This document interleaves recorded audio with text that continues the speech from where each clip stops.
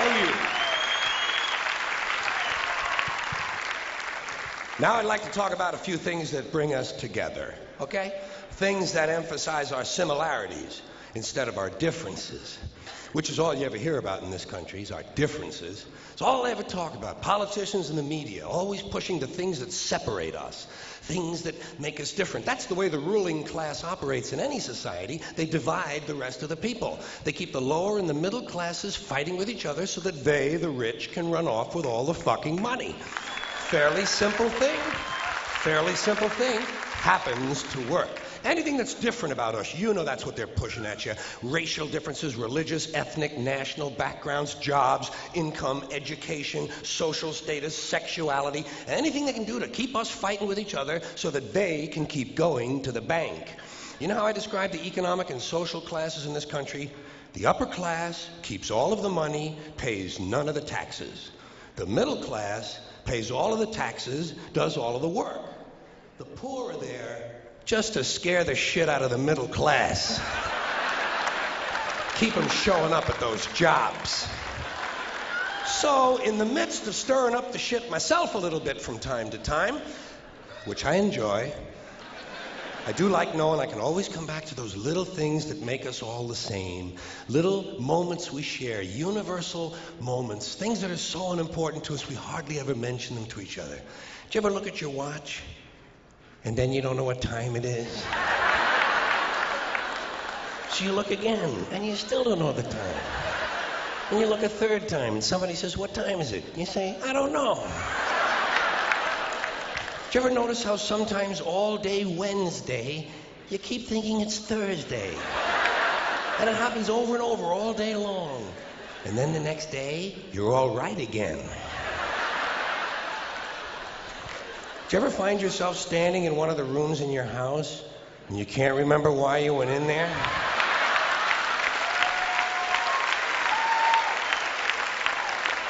And two words float across your mind: Alzheimer's disease.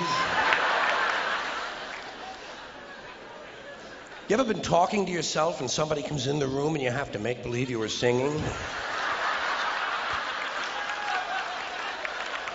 And you hope to God the other person really believes there's a song called "What Does She Think I Am?" Some kind of putz. Little experiences we've all had. You ever been sitting in a railroad train in a station and there's another train sitting right next to you and one of them starts to move and you can't tell which one it is? How about when you're out on a small boat on a windy day? You ever been out on a little boat, windy day, rough waters, rocking back and forth, trying to keep your balance in a little boat, and you get back into the shore and you get on the dock and you could swear there was something inside of you that was still out there rocking around? Did you ever try to pick up a suitcase you thought was full, but it wasn't? And you go, "Boom." And for just a split second, you feel really strong. How about looking through a chain link fence? Do you ever notice if you're just the right distance from a chain link fence, sometimes it seems to go, "Doo." What is that? How do they do that? Do you ever try to tell somebody to have a little bit of dirt on their face? You can never get them to rub the right spot, can you? You say, "You got a little bit of dirt right here." They always go, "Where? Here?" And you just want to slap the bastard, you know? Say, "No, right here near your eye."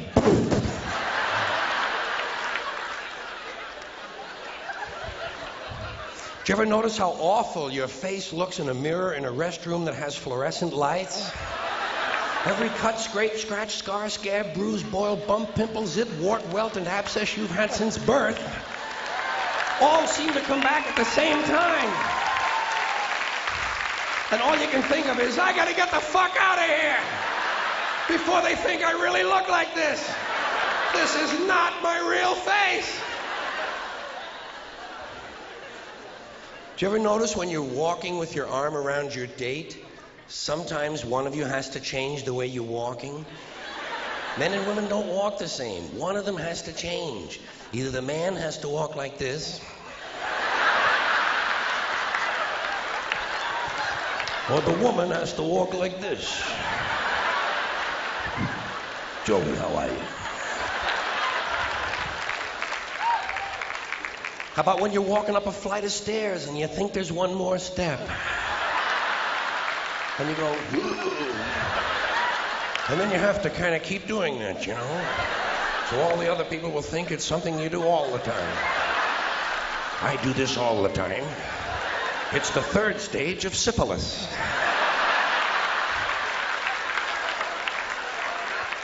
Same thing happens when you're going down the stairs, doesn't it? You could swear there was one more step. Holy shit. My hips are in my chest.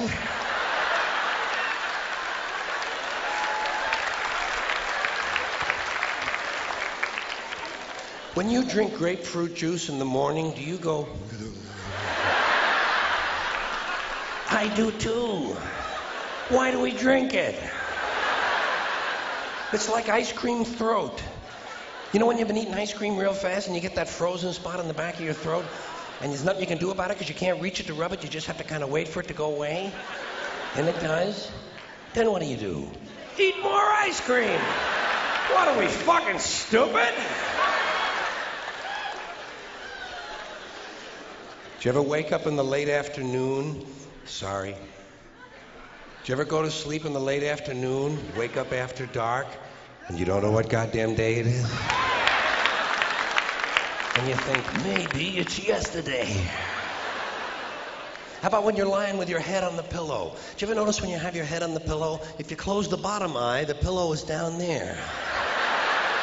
Then if you switch eyes, the pillow moves up there.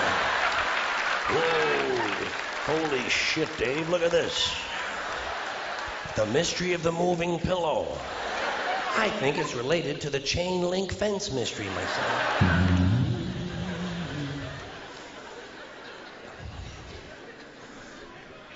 Do you ever have to sneeze while you're taking a piss?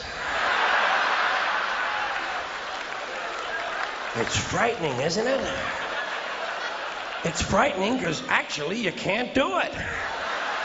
It's physically impossible to sneeze while pissing. Your brain won't let it happen. Your brain says, stop pissing!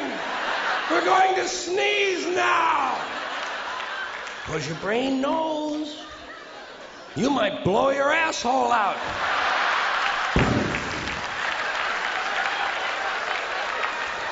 And wind up having to paint the entire apartment.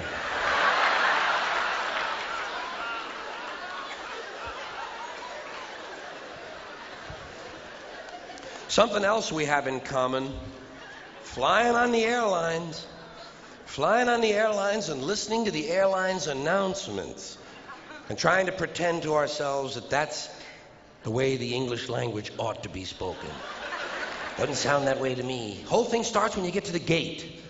First announcement. We would like to begin the boarding process. Extra word, process. Not necessary. Boarding is enough. We'd like to begin the boarding. Simple. Tells the story. People add extra words when they want things to sound more important than they really are. Boarding process. Sounds important. It isn't. It's just a bunch of people getting on an airplane. People like to sound important. Weathermen on television talk about shower activity. Sounds more important than showers. I even heard one guy on CNN talk about a rain event. Swear to God, he said, Louisiana's expecting a rain event. I thought, holy shit, I hope I can get tickets to that. Emergency situation. News people like to say, police have responded to an emergency situation. No, they haven't. They've responded to an emergency. We know it's a situation. Everything is a situation. Anyway, as part of this boarding process, they say, we would like to pre-board.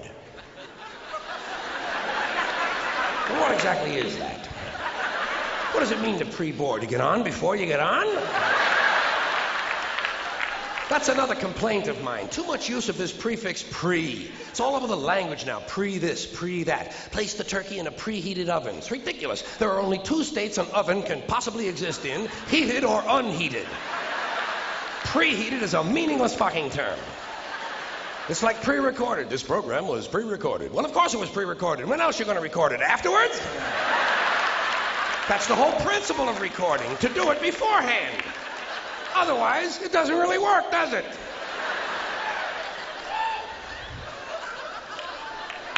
Pre-qualified, pre-planned, pre-screened. You know what I tell these people? Pre-suck my genital situation.